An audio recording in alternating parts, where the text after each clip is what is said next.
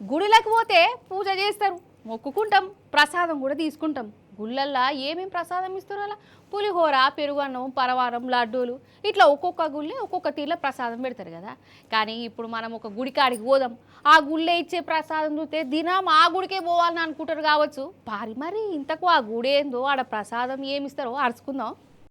అయితే రాజస్థాన్ రాష్ట్రంలో బనూనా బాలాజీ గుడి ఉన్నదుల్లా చాలా చాలా ఫేమస్ గుడి. ఇక్కడ పూజలు చేసుకున్నాక భక్తులకు అయ్యవార్లు ఏం ప్రసాదం ఇస్తారు ఎరికేనా? చూడురిగా.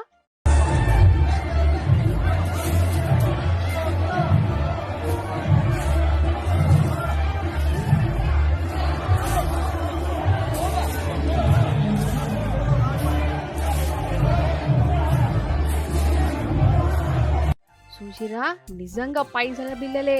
చేతికి ఎన్నత్తే అన్ని ఈ పైసలే ప్రసాదం వల్ల. అగు చూడురి ఒక్కొక్కరు ఎట్లా అందుకుంటుర్రో మొక్కుంటా. ఈ పైసలన్నీ ఎక్కడి అంటే ఇవి కూడా భక్తులు ఇచ్చినాయి. భక్తులు కానుకల కింద ఆ పైసలు అయితే ఈ గుడోళ్ళు ప్రసాదం కింద వాళ్ళ పైసలు వాళ్ళకే ఇట్లా ఇస్తురు అన్నట్టు. ఇట్లా ప్రసాదం కింద ఇచ్చిన పైసలను మంచిగా దాచిపెట్టుకుంటా అనుకున్నట్టు జరిగితాయని నమ్మకం. ఇక మొక్కిన మొక్కు తీరినాక ప్రసాదం ఇచ్చిన ఈ పైసలకు ఇంకా కొంత జమ చేసి మళ్ళా గుడికే ఇస్తారట భక్తులు. మంచిగా ఉన్నది కదా రాజస్థాన్ గుళ్ళే ప్రసాదం. ఇప్పుడు ఇంకో జాగలకు పోదాం రారి. ఇటు చూడురి, ఏందిదంటారా ఈ మహానుభావుడు బిస్కెట్ బాబా అనటనులా. సరే బిస్కెట్ బాబాను చాక్లెట్ బాబాను ఏదైతే ఏంది గాని ఏం చేస్తున్నారు అసలు అనుకుంటారు కావచ్చు. బిస్కెట్లను నానబెట్టి వాటిని నీళ్ళలో కలిపి ఈ బాబా వారికి తానం చేపిస్తున్నారు అన్నట్టు. ఇక తానం చేయించడం ఈయన పెయ్యి మీద పోసిన బిస్కెట్ నీళ్ళనే ఈయన భక్తులకు ప్రసాదం కింద ఇస్తారు. వాళ్ళు అదే అమృతం అనుకుంటా ఈ బిస్కెట్ మురుగును దాగి సంబరపడుతుంది. ఇక చెప్పు కథ.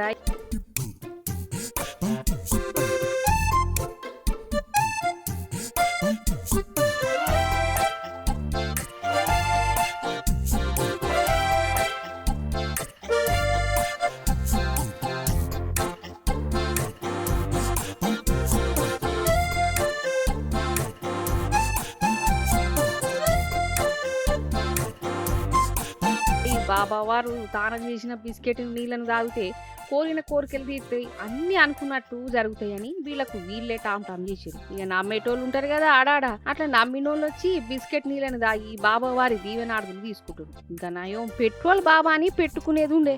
అప్పుడు పెయిని పెట్రోల్ తోని తానం చేపించి అదే పెట్రోల్ భక్తులకు ఇస్తారు కావచ్చు. మరి అప్పుడు వాళ్ళు తాగుదురో ఏ నమ్మకాలో ఏవో పొరి.